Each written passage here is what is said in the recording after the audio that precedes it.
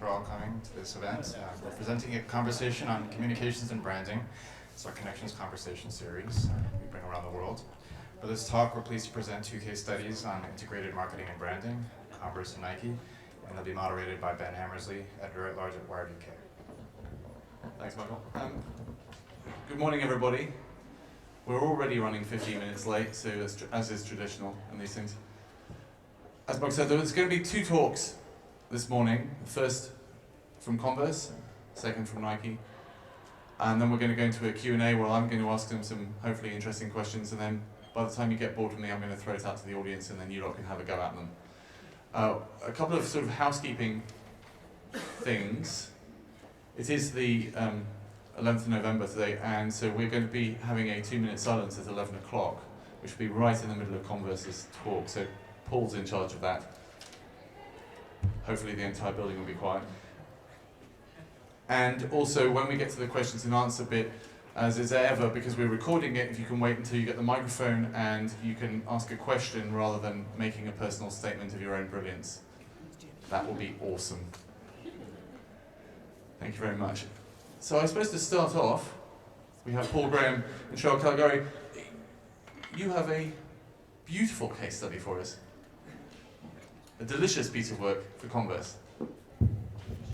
Yes, we do. Is this thing on? Okay, there we go.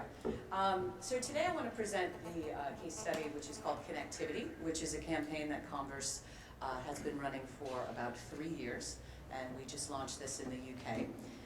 Connectivity is a campaign that it's a very non-traditional campaign that celebrates music and the culture of really what Converse has been for over 100 years. You want to stand a couple times? Oh, okay. So on this first slide, this campaign was the launch in 2008 when the company, we had our century. We celebrated 100 years of pop culture. And this campaign was a black and white campaign that was about, as you guys call it, a daisy chain, which linked the epic Chuck Taylor with icons both living and passed away.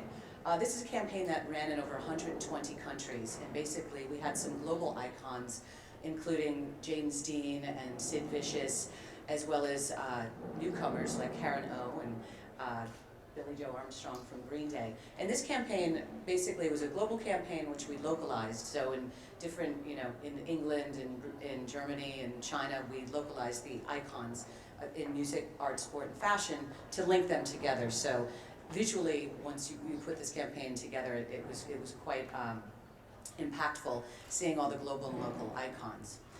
Then in June of 2009, we launched the next evolution of this. And what we did, the first campaign was just print, and it just was very visual. The second campaign, we wanted to bring it to life, and what we did is we created an original track with 3 artists doing one song. And the artists that we selected for this were Pharrell Williams, who I'm sure you've heard of, Julian Casablancas, who was the lead singer of The Strokes, and Santo Gold, who at the time was an emerging artist and not many people had heard of her. And the beauty of this campaign was that, again, we took the iconic daisy chain, linking emerging artists and kind of established artists, but what we did was took it to life with a music track and then a music video, which I think we're going to show you now.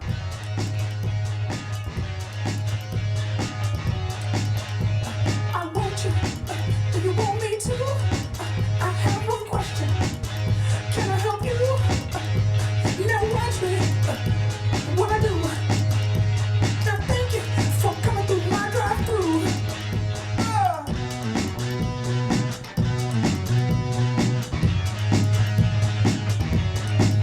When you're haunted by the demons that'll never let you rest.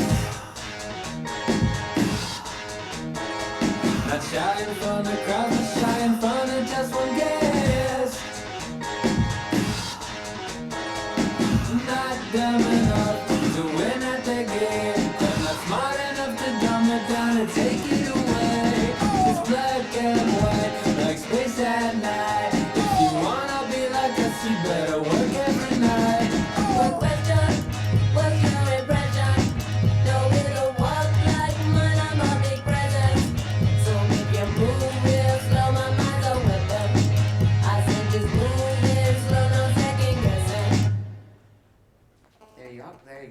So my drive-through, again, was a song that, you know, the brief to the artist was really create an original track. It wasn't about including Converse, it wasn't about talking about trainers, it wasn't anything more than really giving the artist the freedom to work together. And we have selected 3 artists because obviously when you bring 2 people to collaborate, it's very easy. When you bring 3, there's definitely different points of view and you end up with a different result. My drive-through was interesting because when we approached Pharrell, he was really passionate about working with Julian, and Julian Casablancas was in retirement for a bit, and so we got him out of retirement, which was pretty exciting. And so the video itself was really about Anomaly had worked to really bring the daisy chain to life, and as you can see, kind of it gave it a 360 view and a whole different interpretation. And then here we are this last summer, we launched a song called All Summer. And this is with 3 artists, again, 1 song and a music video. This song was with Kid Cudi, Rostam from Vampire Weekend, and Bethany from Best Coast. And again, you know, this is a collaboration of 3 very different artists coming together. The song was quite a big hit. We launched it at the beginning of July. We had a music video, and this song went around the world and back quite a few times. So we were quite excited about that. And so the evolution of this campaign, and as you can see, we went from the black and white daisy chain static to making it live with the music, with my drive-through. This one, we brought in some color. We did some of these bobbleheads interpretation to bring the actual artists to life. And then our next slide is connectivity, what we just launched in the UK. You know, Converse right now we're in a transition from a distributor to wholly owned here in the UK. So what was interesting was that obviously the brand has been here for quite some time. There's ownership of the brand, we have lots of fans, lots of consumers out there. And so coming into the marketplace, obviously when we have a distributor, the focus is more on distribution of the footwear, not necessarily on the marketing, the brand communications. So for us, it was very important to celebrate culture and celebrate that which is UK culture. And so what we evolved the campaign was to really celebrate music in the UK and bringing it to life in a non-traditional way. This song is out now, called Didn't Know What Love Was. Download it now on converse.co.uk. It's something that we're in our 5th week of this campaign. It's featuring Bernard Sumner. I call him Bernard, but it's Bernard, I've been taught. Bernard Sumner from New Order and Joy Division. Hot Chip and another producer's called Hot City. So again, the brief to the artist was simply to create an original track. And we are really proud of the song. It has been, it's been picked up by radio, it's starting to be played in clubs. And so we're evolving this and bringing the campaign to life in many iterations. Do you want me to talk now? Yeah, you can talk now. Do I have the mic? You have the mic now. Yeah, the key to all of this, I think, is has always been, Converse is a bit of a gift as an agency, definitely. It should be an easy job in a sense.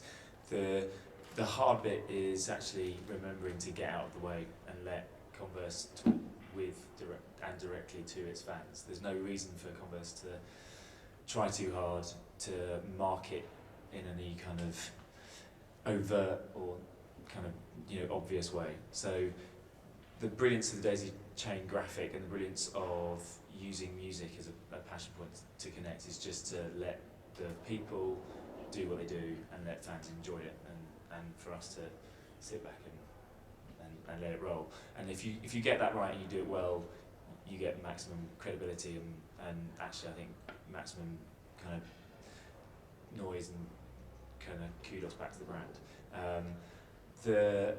The key thing I think with Converse coming here is, it's not like when you make a music track in the US, which we've been doing already, it's not like people don't hear it over here. Music travels, that's the whole point of it. But if you're going to come over here and you're going to transition into the UK, one thing about UK music and one thing about the fans and the people who already love Converse here is we're an incredibly cynical bunch. We're an incredibly passionate bunch. So really what you need to do here is do it really well, represent all manner of different kinds of music niches and do it better, longer, harder, faster, deeper, stronger, whatever else. So we tried to not just do the usual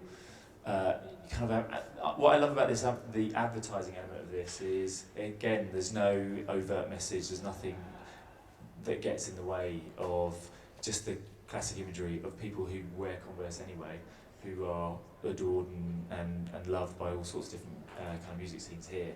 Just display it, celebrate it, and keep it out of the way. And also, when it comes to doing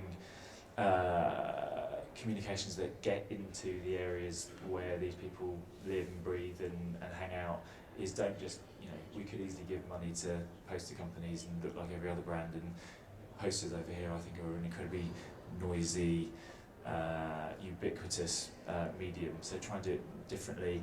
Why should we make a poster, pay a poster company and slap it up like any other insurance company?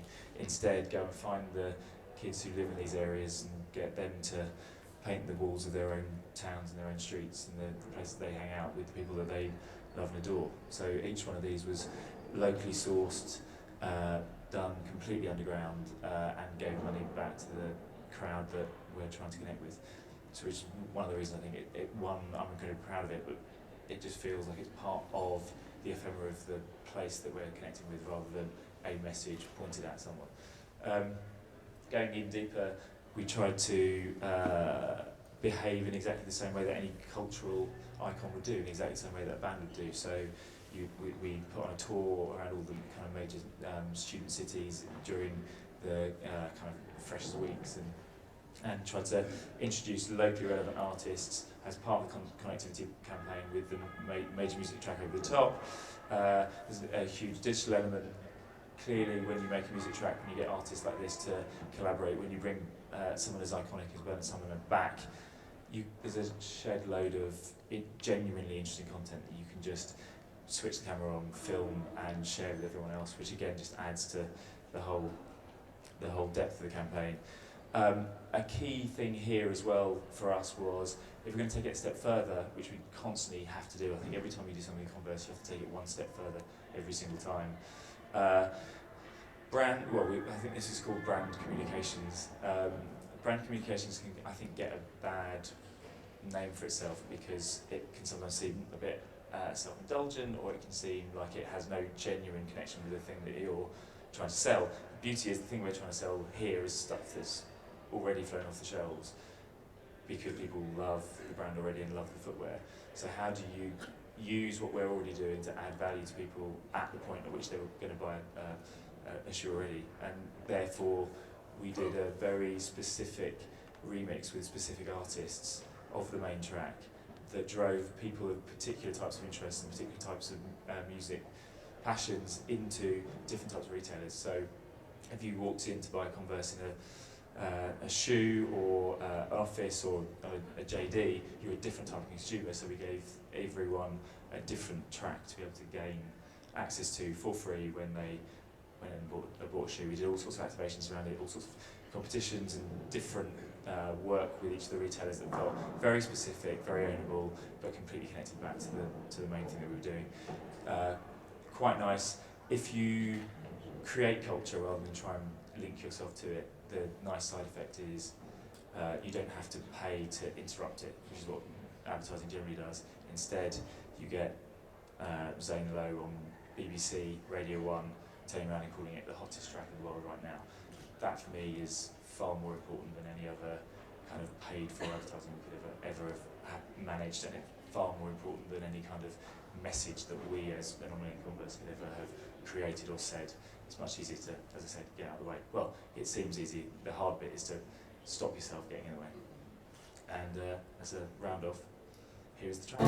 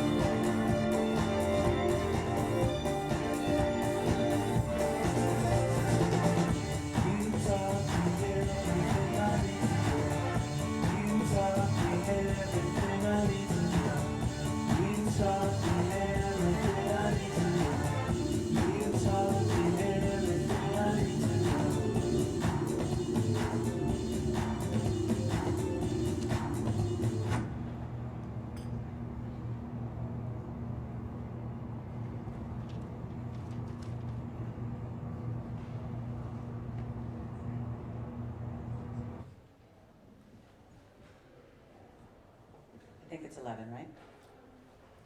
We'll do a moment of silence.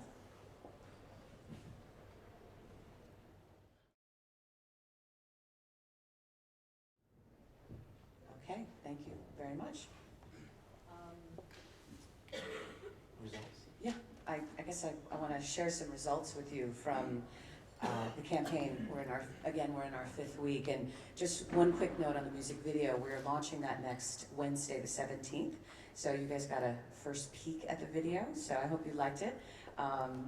You know, the song itself is really resonant of New Order and really hot chip sound. So we love the track, and the video really celebrates kind of that trippy. I don't want to say nonsensical, but it's a nonsensical world, right? So hopefully you'll have a chance to see the video in its entirety and enjoy it. So just a couple of stats in our 5th week.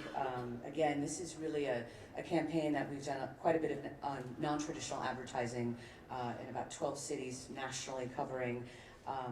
It's really been pushed through viral and PR, and really almost pushing this like a music track, like as you would as if we were a record label.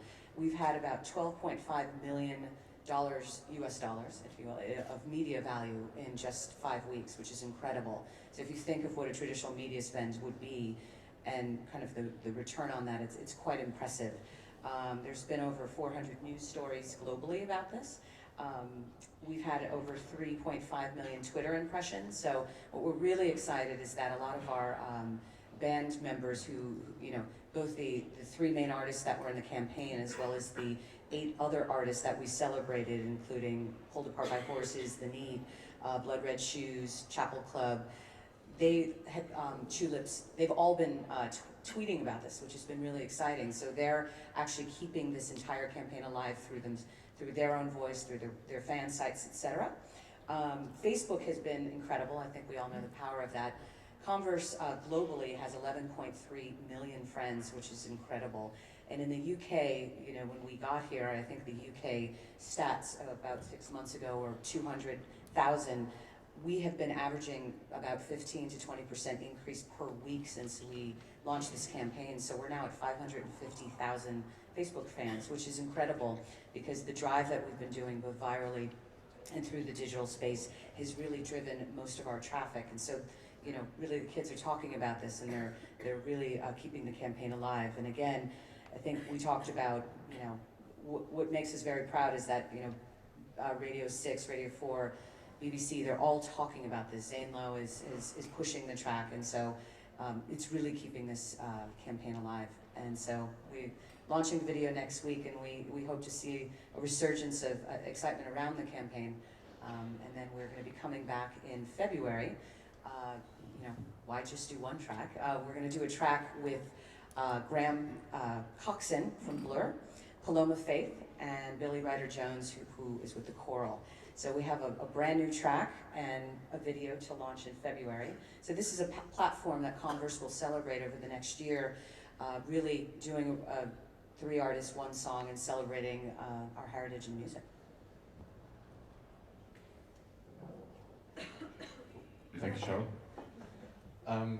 We'll get back to you with some questions in a minute, but before that, the delightful Ben Terrace and Adam Collins from Nike, you have a thing, Wieden+Kennedy indeed, and most of Wieden+Kennedy are in the audience as well. That's true, the office must be empty. You have a campaign which is also ongoing. It's now in its celebration phase, I'm sure you're about to tell us. The Nike Grid. Take it away.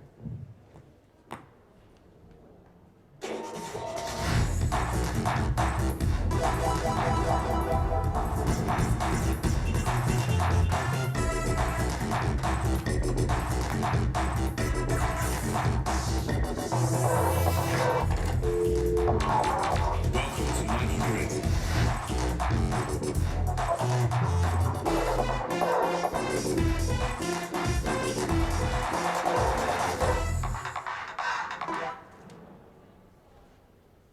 Okay, so thank you for everyone for braving the weather, and actually we got our timing right, so we avoided all the students today, so glad you all made it.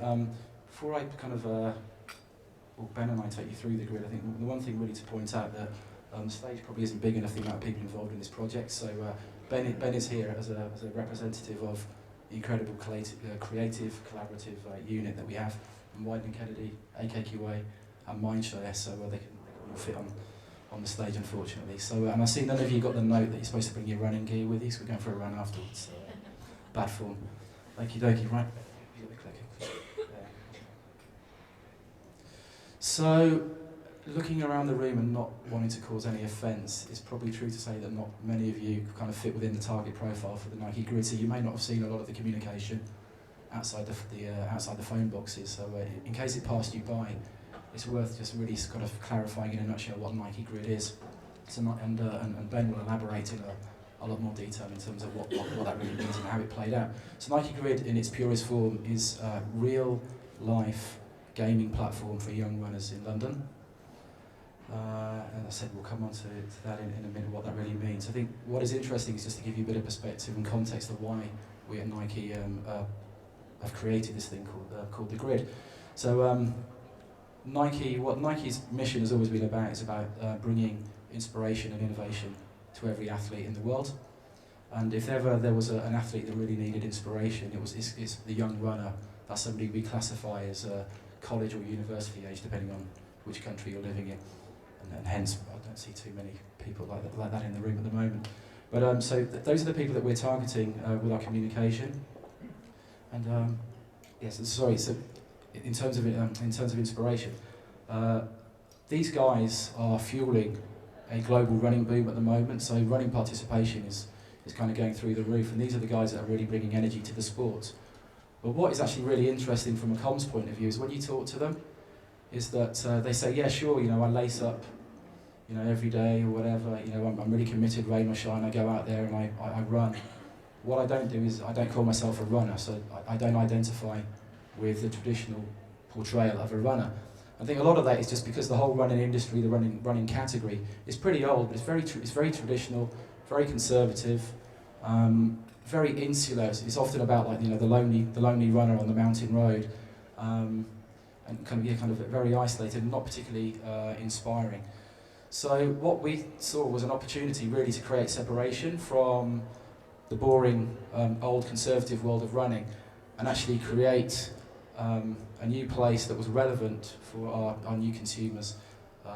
Making Nike running the brand of choice for these young kids. So we'll take you into the game. Yeah, hi. Nike Grid is a project that goes really deep, and we could probably fill a whole day talking about it in the different bits, and we've only got 20 minutes, so we're going to go quite quickly through this, but you can obviously ask questions at the end. So the running game was held over, as that says, over 15 days across London, so not all of London, but 48 postcodes. It's kind of pretty much zone 2 and inwards. We did Grid 1 back in April this year, which was kind of like the beta version of Grid, I guess, and it's kind of still in beta, if you like. We're still learning from it, still experimenting with different things. But one of the things that changed with Grid 2 is that we added in some different gameplay. So we worked with the awesome Dan Hon, who's in the audience, you might know. He's kind of a game expert. So we added extra things into the game. So there's team play in this one. So you could form a team with your mates, and you could run up to 12 people, or 2 people if you wanted, but you could run as a team. You could also run as part of a university, mainly because that's one of the target groups we were aiming at, but also because we wanted to have both in there. So if you wanted to just be part of a big group and your points contribute towards a bigger group, you could. But if you also wanted to form a small team, 5 of your friends, you could do that as well. So we had both aspects in there. We used the line, London is your game board, and it really was. Those are the postcodes, north, east, south and west, the districts you could run in, so it covers most of London.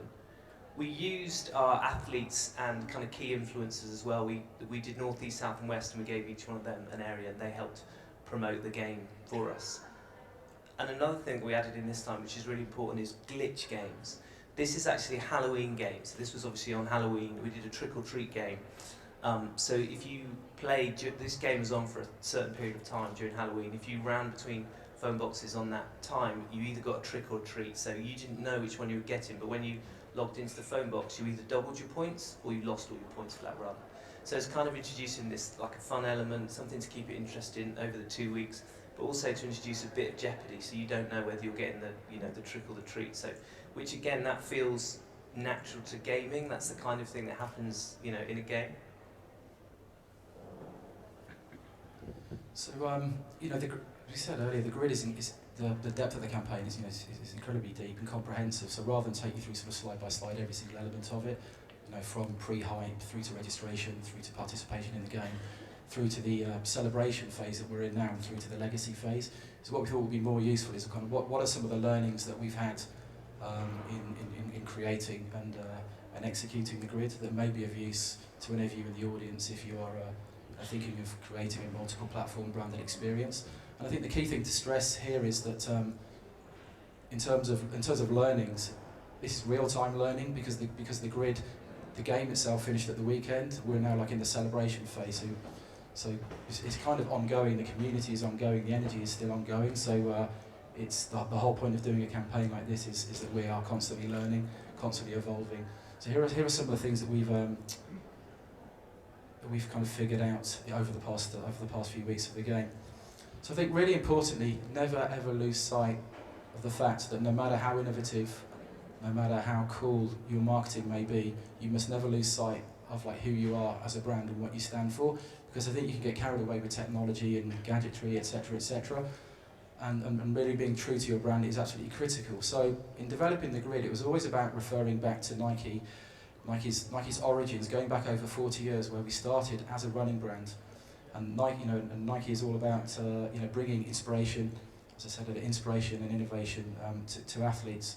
So over the years, through product innovation like Nike Air, through dynamic support, which was launched fairly recently, through to amazing sort of running experiences, like a lot of you may remember the Run Londons that we did for many years, and the Human Race, we did 2 of those. So we've constantly been looking kind of to push the envelope in terms of innovation and inspiration for athletes, and all of those are kind of based on what is in Nike's DNA, which is we are there to serve the athlete to make their run better.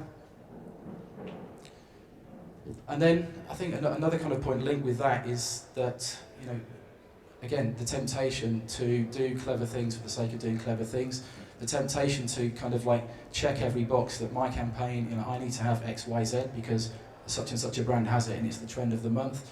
So I think what we were very careful to do is not force the consumer to do anything. Not force them to anything that they would not want to do. Don't try and make them do something just because our marketing campaign wanted them to do it. That's not our job. Ours is about really respecting and understanding the consumer and kind of like how they behave. So with the grid, it was really simply about saying, yeah, you're out there running already, so we're not trying to change that. We're not trying to reinvent the experience. We're not trying to reinvent running. What we are trying to do is actually improve the experience of the run on the streets of London that you're already doing. There's a similar point about the technology, really, that it should be an enabler, not a barrier. So it's not about the technology, it's about the running experience. So, it turns out for Nike Grid, the best way of doing the logins was via good old phone boxes, which is using a kind of massive infrastructure that's already present in London. Is actually quite, iconic and cool in a bizarre way. But that was the right thing to do, so we didn't let the technology, like Adam said, we didn't jump on some technology bandwagon, we used the best technology for what we're trying to do.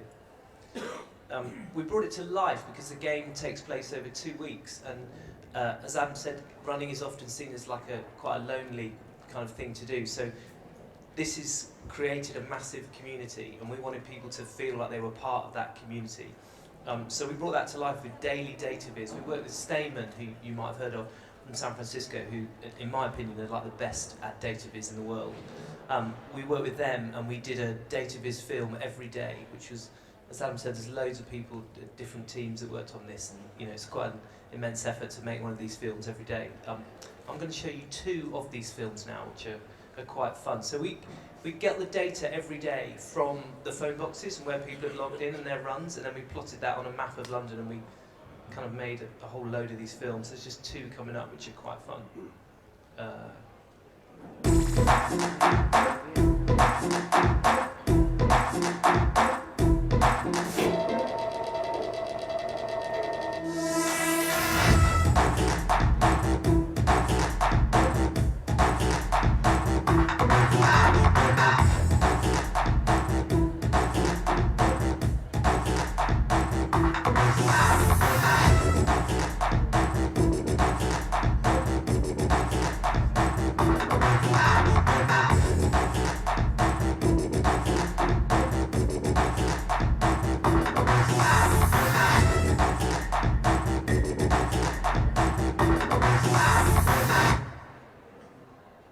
So that's the Halloween film. The next one is we kind of responded to current events and we were handed a tube strike. So we did a tube strike date of his film. If you look closely, you can. The runners are blue, I think, but the tubes are white. So look out for the tubes.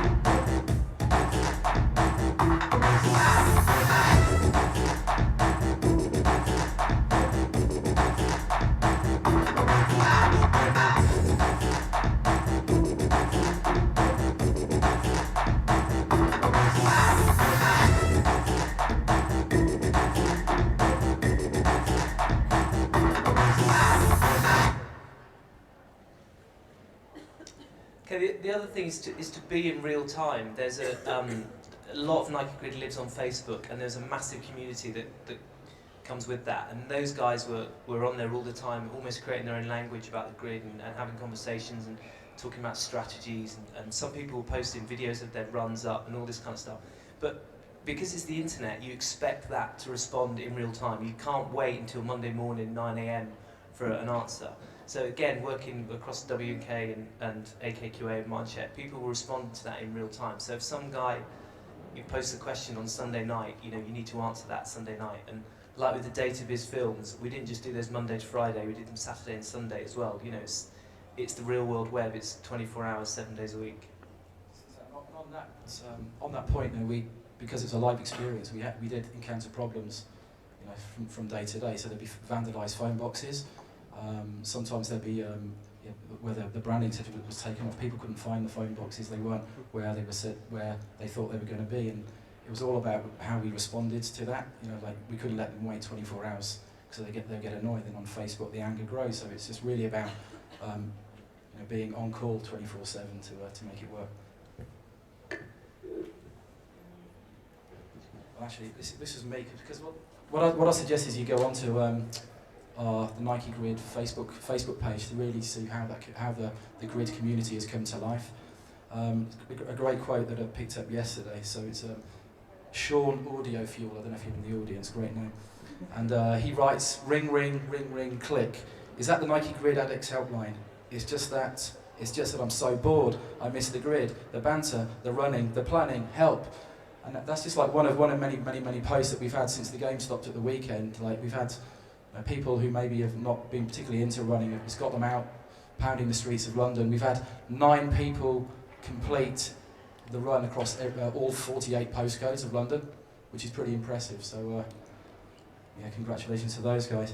But I think what it really shows is, what we've done is we've really tapped into a nerve, and we've really delivered on giving these young kids something that they really love. They love running. They do it anyway. They love competition. They love the competitive spirit. They love the sense of community. And we've kind of delivered on all of that. And they're kind of, I don't know, just massive advocates now. Which I should probably explain those pictures you can see up there. So the first one is, if you won your postcode, you then got heroed on the phone box in your postcode, which is a thing that they went up on Monday. So the game finished on Saturday or something, and we put them up on Monday. So, and that's a Facebook profile picture which people are just doing on their own. We haven't kind of seeded that or asked them to do that, and that kind of level of engagement I think is pretty crazy, because that's a very personal space. People put their wedding pictures up there or their kids' pictures and stuff like that, and someone's actually putting photos of our branded communications in there. The second photo is a party that's people that did Nike Grid organised for themselves.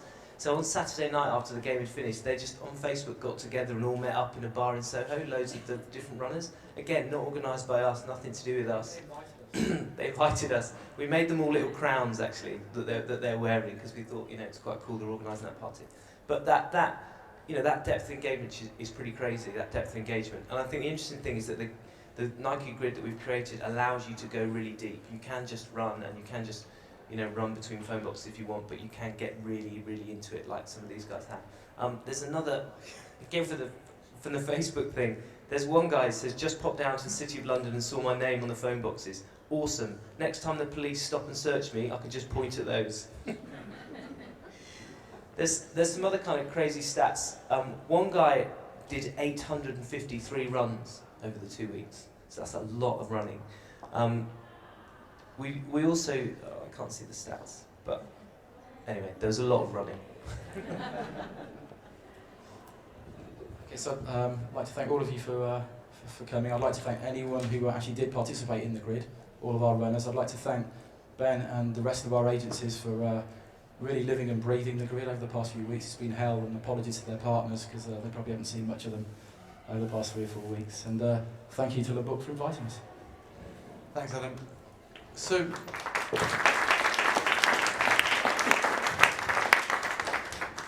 quite right too. I'm going to start straight back with you again. This, as you said, this was a project that was done with multiple agencies in real time. That's very different to an ordinary sort of, you give somebody a brief, you wait 6 months, you get a thing back. What were the challenges in managing that? I think outside of the grid specifically, normally I guess is obviously there is a sense of I guess kind of ego, a little bit of ego and competitiveness because within the creative world, like everyone is very protective and rightly so of creative ideas and having a sense of ownership. And I think the key thing really was really kind of the maturity of everyone involved in the project, from the agencies, of the fact that it was a collective sense of ownership. And I think really it was about everyone playing to their strengths. I sound like a football manager now, kind of rolling out the cliche. So yeah, I'm over the moon, and yeah. No, but it really is true because it isn't something that often happens in our world. And it was kind of like egos left at the door, and everyone contributing. I mean, without going into the detail, I mean, there are lots of parts of the campaign where you can point to specific agencies doing specific things that have really it's like building blocks have added to it. And I think it's hopefully for it's a good model on how we work moving forward. Having worked in other markets where I don't other regions, I don't think there's necessarily that same level yet of collaboration, and I think it's the way to go. But talking about new ways of working, Ben, this sort of collaborative multi-agency approach, the real-time thing is really interesting as well. I mean, Wieden did the famous Old Spice Twitter campaign on YouTube, which again was in real time. It happened and then it stopped. Like this, it happened and now it's stopped. Do you see that as being the next big thing? These very limited, very high impact, multi-platform campaigns. The live internet. The live internet. You heard it here first. I guess it's just that real, the real world thing. People now expect stuff to happen, in real time. So you need to respond in real time. And I think when it's that old thing of surrendering control and gaining influence, which is what you get. And what you have to do is, when you can't control everything, you just have to create an environment that's right, and then people do that naturally. And I think if people are thinking along the same lines, then you can trust people to respond in real time, and I guess from as the client, from the client world is you have to be prepared to embrace problems and take some risks, because you aren't controlling it, and things happen. So it goes back to constantly monitoring and having a system in place where that you can respond. And and I guess it's not an unknown thing in marketing. Sometimes it's not about if you've got a problem, it's how you deal with a problem that is seen, and you actually can create more loyalists if you seem to be addressing their concerns, almost immediately. Cheryl, that sort of real-time response and risk-taking is something that you must have to deal with, because what happens if they made a bad track? Interesting question. Well, it is funny because every time we do this, we love it, but it's really up to the consumer and the audience to respond. And so, knock on wood that we don't make a bad track. But yeah, I mean, similar to your campaign, it does live. It's live. We're releasing films, and there's conversations going on all the time. And I mean, our agencies we were all dying because there was daily updates and Twitters and films being released. And I think as a brand, we do have to rally around the fact that we want to collaborate with people that we don't give them a pure brief, but that the output, we hope, is always a great track. Right. If it is a bad track, I think we're going to have to. Well, if you're going to be part of culture, you have to take the risk in exactly the same way that any artist would. Every artist is as good as their best track and as bad as their worst. And if we genuinely, as Converse, want to be a living part of that, then you take the good with the bad. And if one's bad, then the artist who did it will know it as much as we do, and the bar's just set that much higher the next time we do it. So you just have to roll with the punches and take the good times. But Paul, do you see your job, like the way that you work, changing now into this more sort of real-time rolling, almost like reactive? It's almost like being in the war room or something. You know, the Pentagon. You know, you're watching all this stuff happening and you're reacting to it as fast as you can. Absolutely. I mean, I've got quite a hackneyed little cliche which the guys in the audience will know already, which is marketing and communications. We live in this weird bubble where all of the effort went in up until the moment that we shared it with everyone else. And it's like, if you're going to go to a party and you want everyone to think that you were a really fun and funny person at the party, would you we spent 3 months making this lovely shiny poster with lovely type and kind of like the sparkly lights around the side of it, show up at the party, stand up on the chair for 2 hours and hold up the sign going, I'm really funny, and then F off again and then send a little research survey to everyone the next day going, was I funny? Yeah, that's what marketing can be about if you don't really wake up. The truth is, what you really do is you go to the party and in real time you kind of try a couple of jokes, you kind of like chat to a couple of people, you try and be the person that you are, and if you don't get success with that person, then you move on quite quickly and go to someone else, and you just react in real time. Just behave in a human way to other human beings, and you've got a better chance, I think, of... Now, you obviously have the finest client in the history of advertising sat next to you, but she is so fine. But was there ever or has there ever been a time when you've just been asked to make the logo bigger? You know what? One thing I can definitely say is the only time we've ever had a conversation about the logo is, can we make it smaller? It's Converse. It has an iconic look, logo, feel, and attitude that if you get it right, I mean, no one's going to watch the music video till the logo comes up at the end, but Converse is all the way through it. And lots of people in communications and the kind of old school admin will always say, but you don't need branding in it because, you know, it's full of the brand. And with Converse, because it's a living, beating part of culture, it's genuinely true. That's why I said it was a gift. Our job is genuinely to get out of the way rather than slap logos over it. Because the minute we slap logos over it, it's done, it's over. And what's great is Converse understand that as much, if not more, than we do. Fantastic. Right, let's go out to the lovely, lovely people in the audience. Over here. Fantastic. I just wondered about the kind of legacy of the campaigns. I mean, Converse, you're repeating it, but in terms of Nike Grid, you've now got this great situation where you've engaged lots of people, there's a dialogue with your audience. Presumably you can't keep the phone boxes going forever. Like, how do you kind of move on from that and keep it rolling? Great question. Well, because we haven't really even entered the legacy phase at the moment.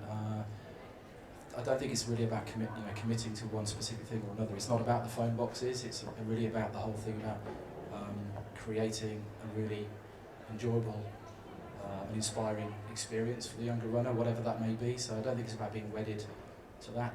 Does it have to be even called Grid? It's about the community and giving these, the participants in that community some sense of involvement. So that's something, obviously can't go into too much detail about future plans, but it's a really great point. I mean, it's what, I think the key learning is obviously you don't invest in things like this and just drop it and go and build something else over there. What format it exactly takes. So I've done a footballer's answer, and then I'm doing a politician's answer, but it's we can't be too specific at the moment. But also the reality is because we're still living this thing. We haven't given it a lot of thought yet in terms of what is it in 6 months' time or a year's time or whatever. So. Is there in fact almost you're planning to not know at the moment what the next step is? It's a reactive thing. You'll work it out when you get to it. Yeah, there is an element of that. I mean, I think Ben spoke about earlier, how it started very much as a beta project. It was incredibly small, and and even in terms of the numbers, again, this is fairly discreetly targeted, and is still, like, if you remember the days of Run London, where you could see that plastered all over London, all over the buses, the taxis. This was not about. We just didn't feel that we needed to do that and make that kind of media investment. That we're much more focused. We're kind of like living within the world that this young this young consumer lives in. Great. Front here. Hello, you two. I know these two. What I found really fascinating about Grid was the apparent self-moderation of the community once, because it's something you could probably cheat at. I really like what the reports that came in around the people actually, the community started to self-moderate the people that were running, so therefore they couldn't cheat.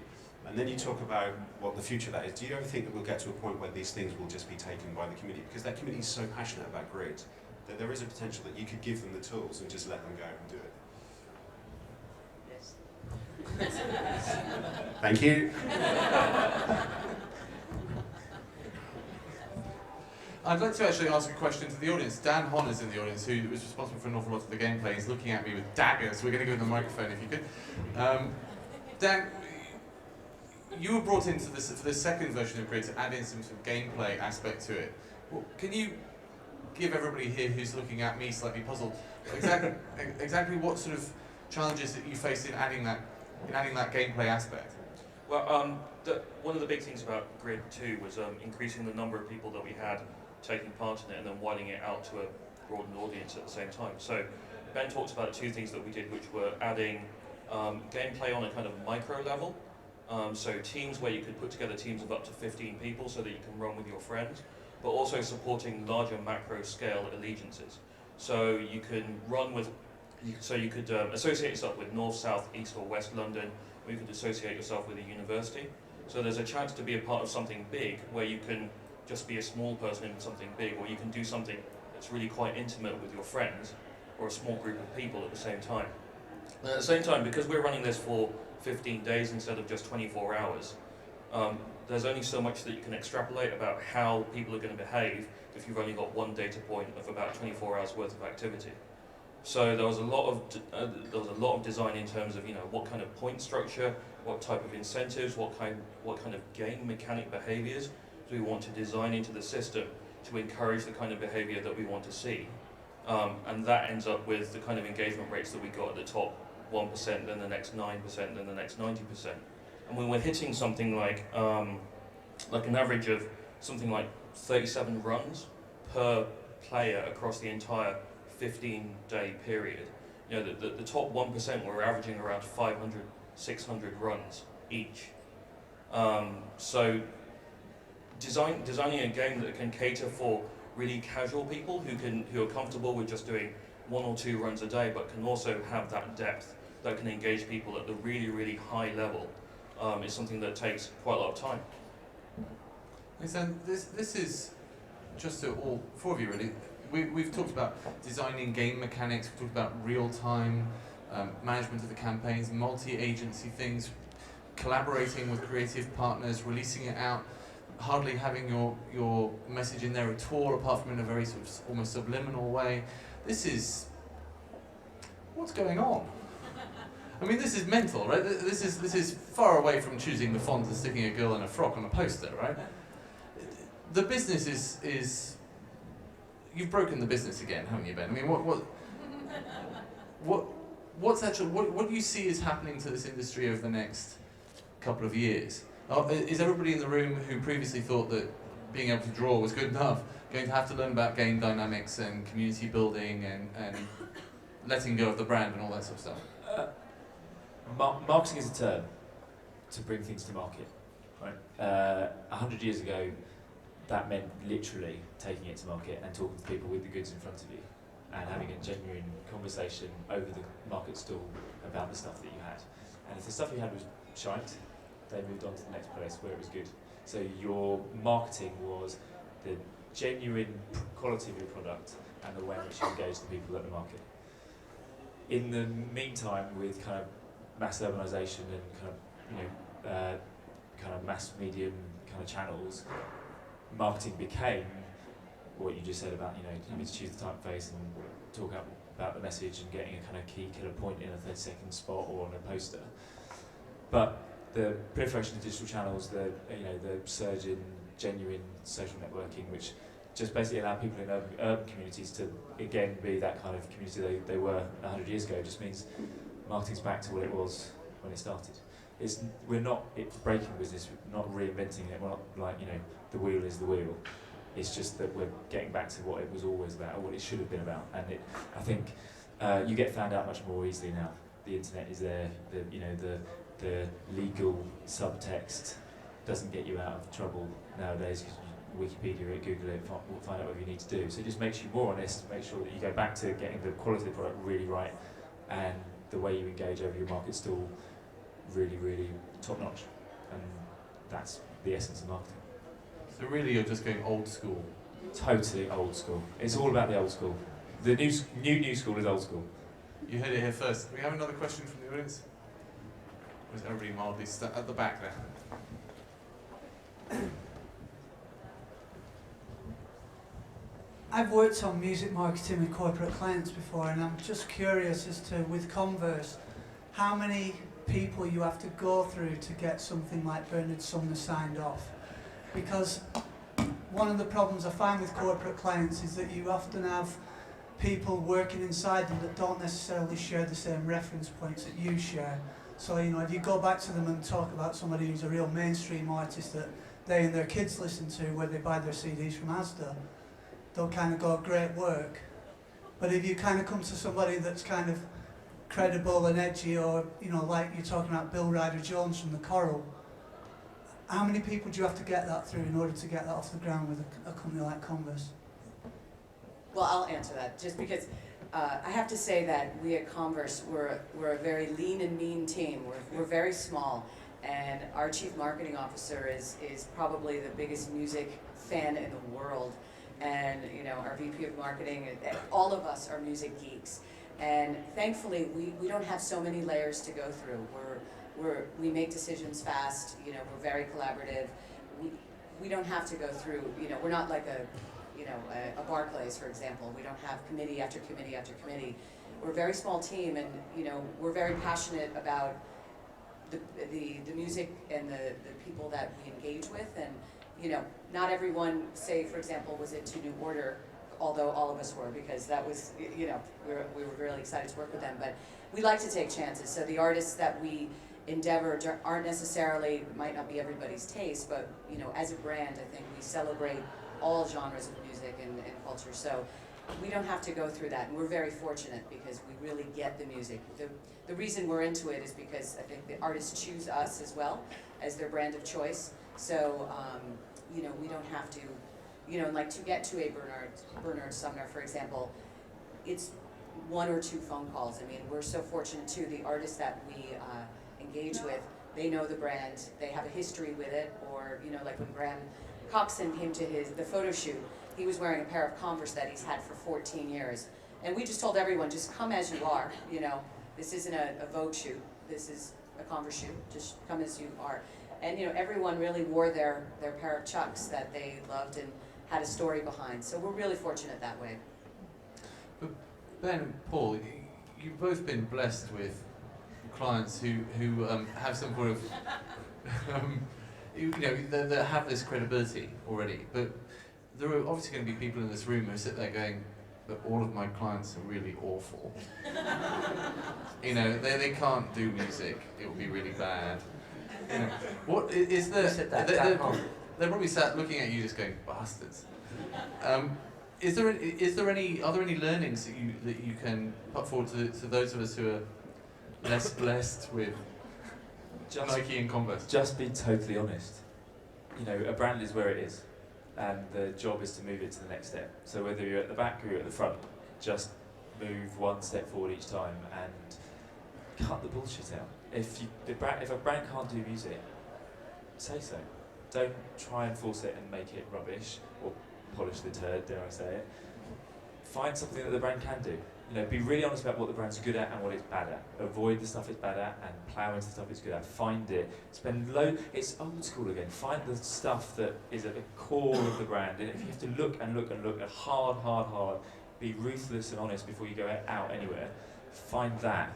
And then even if it's just a tiny little seed, start growing that. That's why Converse and Nike got to where they got to, because they started somewhere. They could have just day one gone right bang.